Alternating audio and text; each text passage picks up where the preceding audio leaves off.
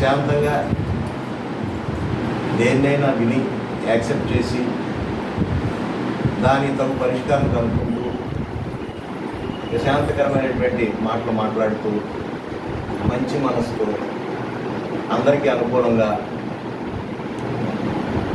తాను ఇబ్బంది పడకుండా ఇతరులను ఇబ్బంది పెట్టకుండా హాయిగా నడిపించుకునేటటువంటి తత్వం ఉన్నటువంటి ఏ స్త్రీమూర్తి అయినా ఏ మగవాడైనా సాత్వికుడే. లేదు నేనేం చేసినా ఒక గుర్తింపు ఉండాలి, నేను చేస్తున్నట్టుగా 10 మందికి తెలియాలి అనేటటువంటి ఒక రాజసికమైనటువంటి తత్వం. ఆ తత్వంతో ఏంటంటే కొద్దిగా అహంకారం తెచ్చుకుంటుంది. ఈ సాత్వికమైనటువంటి గుణాలన్నీ ఆటోమేటిక్గా తగ్గిపోయి రాజసికమైనటువంటి డాంబికాలన్నీ బయటపడతాయి. నేను, నాది, నువ్వు తక్కువ, నేను ఎక్కువ, ఉన్న అందరిలో నేను అనేటటువంటి స్వభావం పెరిగి కొద్దీ అది రాజసికమైనటువంటి. లేదా నన్ను గుర్తించలేదేంటి, నాకు పెద్దపేట వేయలేదేంటి, ఇటువంటివి కూడా మనిషి. ఇందాక ఎంత హాయిగా ఉన్న మనస్సు సాత్వికమైనటువంటి గుణం ఉండి తాను హాయిగా ఉంటూ ఇతరులను హాయిగా ఉంచుతూ ప్రశాంతకరమైనటువంటి మాటలతో మధురమైనటువంటి మాటలతో ప్రేమాత్మకంగా ఎవరిని ఇబ్బంది పెట్టకుండా ఉన్నప్పుడు నీ మనసు హాయిగా ఉంది, నీ పరివారం హాయిగా ఉన్నారు, నీ సమూహం హాయిగా. ఇక్కడ ఇంతమంది ఉండగా నేను అనేది పొడ చూపినప్పుడు ఆటోమేటిక్గా ఈ నేను అనే ప్రభావం ఇతరుల మీద పడి నేను కూడా కాదా అని వాళ్ళలోకి వచ్చినప్పుడు సంఘర్షణగా దారితీస్తుంది.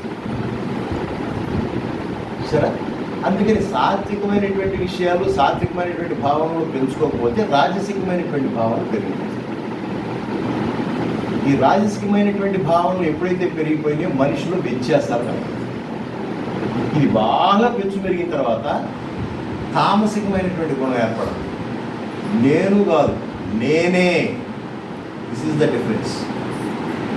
నేను అన్నదానికి ఒక రకమైనటువంటి గుర్తింపు ఏడ్చాడు, అసలు ఏదో ఏడ్చాడు, ఏదో చేశాడు కాబట్టి గుర్తింపు ఇచ్చామే, గుర్తింపు కోసం ఏడుస్తున్నాడు అనుకోవచ్చు. కాదు, ఇక్కడ అది కూడా పెరిగిపోయి నేనే, ఇంకెవరితో సంబంధం లేదు. నేనే అంటే నేనుంటేనే ఈ పని జరగాలి, నేను చేసిందే సరైనటువంటి పని, నేను పట్టుకున్నదే కుందేలు. ఇట్లాగా నేను అనేటటువంటి హిరణ్యకశిపుడిలాగా తయారైంది. ప్రహ్లాదుడితో నువ్వు ఆళ్ళని పూజించడం ఏంటయ్యా, నన్ను పూజించు, నేనే దేవుణ్ణి అని చెప్పేసి లోకం అంతా తన విగ్రహాలు పెట్టి పూజించమని అందరికీ నార్త్ కొరియా ప్రెసిడెంట్ కిమ్ లాగా ఆర్డర్స్ జారీ చేశాడు హిరణ్యకశిపుడు. ఏమైపోయాడు చివరికి అంటే సాత్విక, రాజసిక, తామసికమైనటువంటి 3 లక్షణాలు కూడా మనలోనే ఉంటాయి.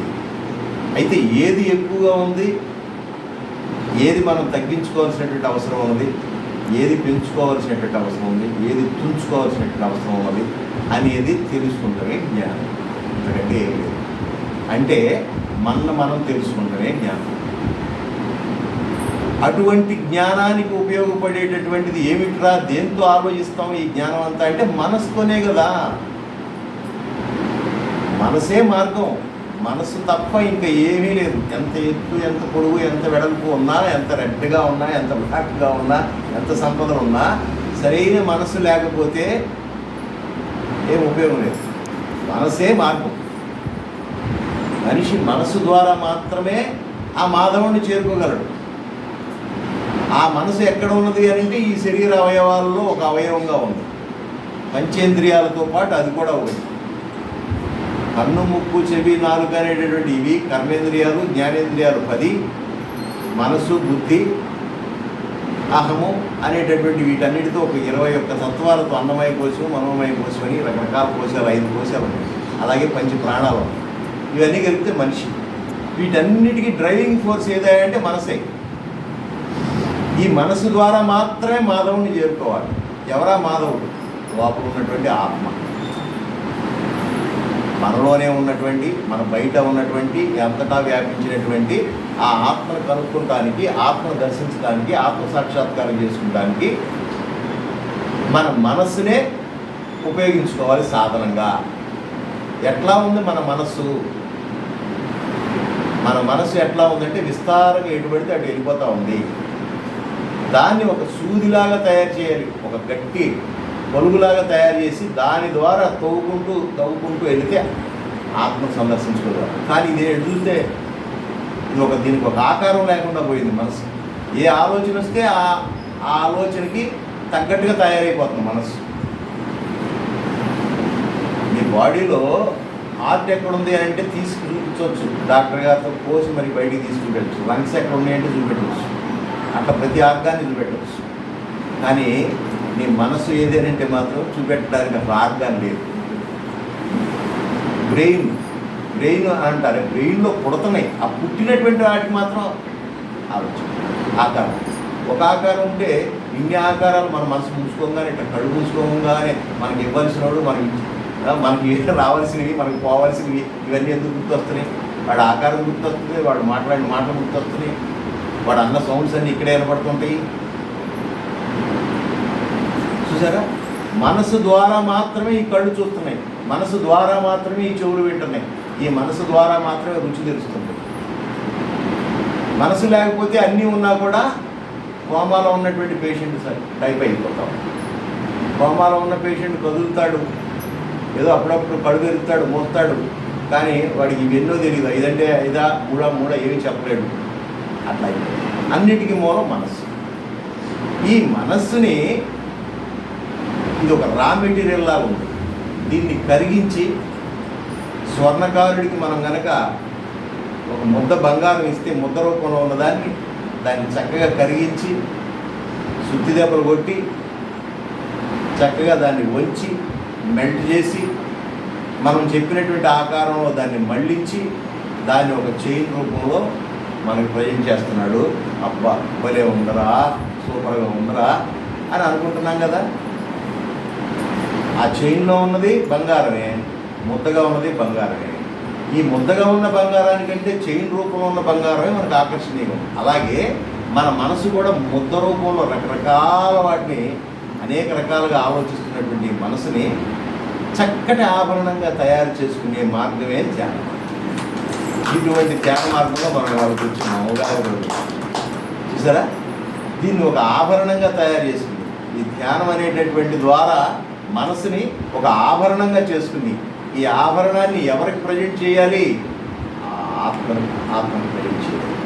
అప్పటి వరకు ఈ ధ్యానం చేస్తూ మనలో ఉన్నటువంటి ఆత్మ సాక్షాత్కారాన్ని పొందడమే ధ్యానం. ఇది అందరూ చేసినటువంటి వారే, కొత్తగా మనం చేస్తున్నామని కాదు. ఇది పూర్వం నుంచి, అనాది నుంచి ఉన్నటువంటిది. ఇటువంటి ధ్యాన సంస్కృతి బాగా పూర్వకాలంలోనే ఎక్కువ ఉండేది. మధ్యలో మర్చిపోయి రకరకాలైనటువంటి వ్యాపారాత్మకమైనటువంటి ధోరణితో రకరకాల పురస్కారాలు రకరకాలైన వచ్చింది. ఎవరి పద్ధతి వాడదు. చివరికి ఏ మహానుభావుడు, ఏ ఋషీశ్వరుడు ఎవరు చూసుకున్నా, ఇంక్లూడింగ్ రాముడు, శివుడు, కృష్ణుడు, విష్ణువు, ఎవరు ఏమయ్యా మీరేంటి కళ్ళు మూసి కూర్చున్నారు, ఏం చేస్తున్నావు అని చెప్పి విష్ణువుని అడిగితే నేను శివుని ధ్యానిస్తున్నానని చెప్పేవాడు. ఆయన్ని అడిగితే నేను విష్ణువుని ధ్యానిస్తున్నాను. అంటే ధ్యానం అనేది అల్టిమేట్. చూసారా? ఎవరు చేసినా ఆ ధ్యానమే చేసేవారు. చూసారా? అటువంటి ధ్యాన ప్రక్రియ కాలక్రమంలో మరుగున పడి మళ్ళీ మన గురూజీ పత్రిజీ గారు వచ్చిన తర్వాత మన తెలుగునాట ఏమిటి, ఆల్ ఇండియా వైడ్గా ఏంటి, ఇప్పుడు రకరకాలైన దేశాల్లో ఏఎంసీ ఛానల్ ద్వారా చక్కగా అటువంటి ధ్యానం మీద మనకు ఒక అవగాహన కలగటానికి మనకంటే ముందు మహానుభావులు ఏం చెప్పారు ధ్యానం గురించి అనేటటువంటి విషయాలని చక్కగా మాట్లాడుకోబోయే ముందు ఈ త్రిపుర సుందరి మీద ఒక పాట పాడుకుని చక్కగా అసలు ఎందుకు వచ్చింది సబ్జెక్టు త్రిపుర సుందరి అన్నాం కదా. అంటే 3 గుణాలతో కూడినటువంటి మనమే త్రిపుర సుందరం. మనం సుందరంగా తయారవ్వాలంటే మన గుణాలను మెరుగుపరుచుకోవాలి. అది చెప్పబోతూ ఇవన్నీ వచ్చినాయి. చూసారా? మనలో ఉన్నటువంటి గుణాలను పెంచుకుని, ఏ గుణం పెంచుకోవాలి? సాత్వికమైనటువంటి గుణం పెంచుకోవాలి. ఏ గుణాన్ని తుంచేసుకోవాలి? తామసికమైనటువంటి గుణాన్ని తుంచేసుకోవాలి. రాజసిక గుణం అప్పుడప్పుడు పైకి వస్తూ ఉంటుంది, కిందకి ఆడుతూ ఉంటుంది. అది థర్మామీటర్ లాగా ఆడుతూ ఉండాలి, లేకపోతే పని జరగదు. ఏదో రకంగా పని జరగాలంటే, కర్మయోగి అవ్వాలంటే రాజసికమైనటువంటి తత్వం ఉండాల్సింది. చూసారా, ఉదయం పూట హాయిగా ప్రశాంతంగా తెల్లవారుజామున సాత్వికమైనటువంటి భావాలతో ఉంటాం. ఎందుకంటే ఏమి కర్మలైన పెట్టుకోం, ఇంకా అప్పుడు ఇంకే పనిలోకి వెళ్ళాం. చూసారా, ఉదయం 10 తర్వాత ఏ పని చేద్దామన్నా చేయడానికి వెళతాం. ఆఫీస్ వర్క్ కావాలండి, బిజినెస్ వర్క్ కావాలండి, ఇంకోటి అక్కడ రాజసికం మేల్కుంటాం. అది చేసావా చేయలేదా, అది తుడిసావా చూడలేదా, కొట్లో గుమస్తా దగ్గర నుంచి కాంట్రాక్ట్ దగ్గర గుమస్తా మీద వరకు మనకున్నటువంటి పరివారం మీద అంతా కూడా అజమాయిషీ చేసేటటువంటి తత్వం. చూసారా, ఇది రాజసికం. చూసారా, ఇది సాయంత్రానికి వచ్చేప్పటికి తామసికం, బద్ధకం, నిద్ర. చూసారా, ఈ తామసికం అంటే 3 గుణాలు తప్పనిసరే. కానీ ఏ గుణం ఉండవలసినటువంటి ప్లేస్లో ఏ గుణం ఉన్నది? ఉదయం తెల్లవారుజామున బ్రాహ్మీ ముహూర్తంలో 3:45 వరకు నుంచి 5:06 వరకు ఉండవలసినటువంటి సాత్వికమైనటువంటి టైంలో నువ్వు తామసికంగా నువ్వు నిద్రపోతున్నావు, బద్ధకంగా నిద్రతో ఉన్నావు. అది తుంచుకోవాలి.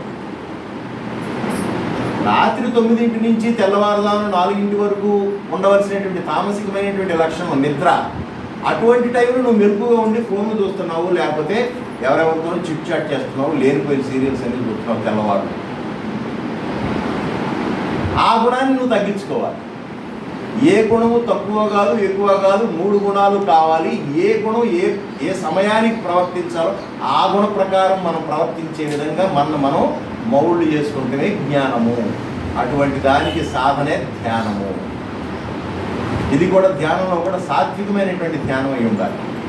బలవంతంగా చేసేటటువంటి రాజసికమైనటువంటి తామసికమైనటువంటి ధ్యానాలు అది మొట్టమొదటి స్థాయిలో మనం బలవంతంగానే కూర్చోబెట్టాలి, లేకపోతే వెళ్ళిపోతూ ఉంటాం అటు ఇటు.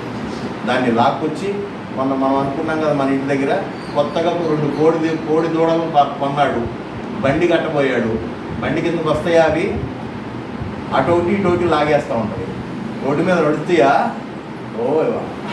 కావ పక్కకి వెళ్ళిపోతాయి, రోడ్డు పక్కకి వెళ్ళిపోతుంటాయి. దాన్ని ఏం చేస్తాడు, చక్కగా ముక్కుకు దూడం పొడుస్తాడు, దానికి షిక్మారు కడతాడు, దానికి పగ్గం కడతాడు.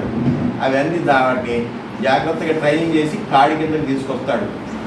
చిన్న బరువులు లాగేసుకొని మొదలు పెడతాడు. ఒక పద్ధతిలో నడపటం, ఒక బల్లగాడేపటి నడపటం నేర్పుతాడు. తర్వాత బండి కట్టిన తర్వాత హాయిగా తొట్టులో పడుకునే యజమాని నిద్రపోతున్నా కూడా ఈ లోడు బండిని చక్కగా ఆ చాలంలో నుంచి ఇంటికి తీసుకొచ్చేస్తుంది.